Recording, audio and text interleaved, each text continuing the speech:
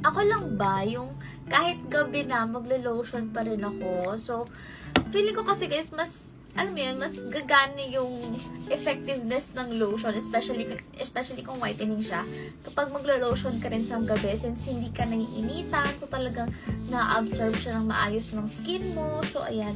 Ako guys, naglo-lotion ako sa gabi bago ako matulog. After kong maglinis ng katawan, maghilamos and all, ayan, naglo-lotion ako. And parang gusto ko rin yung feeling na parang ang lambot-lambot ng skin ko kapag matutulog na ako.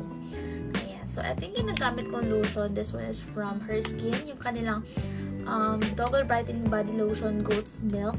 Ayan. Sobrang bango nito guys. Sa mga hindi pa nakakatry, you guys must try this lotion kasi sobrang bango niya talaga. As in, amoy lotion, amoy perfume, amoy pabango. Tapos moisturizing talaga siya sa skin, mga kasismars. Tapos talaga, ang bilis niya din maka-whiten ha. Ayan, diba? Sobrang silky and smooth na ng aking balat. Kaya, pansin ko talaga na ang bilis mapalighten ng lotion na to yung skin ko kapag ginagamit ko siya every morning and night. So, kung comment naman kayo dyan kung ganun din ba kayo, nag-lotion din ba kayo sa gabi. So, ayan, try nyo na rin tong lotion na to. Super ganda niya.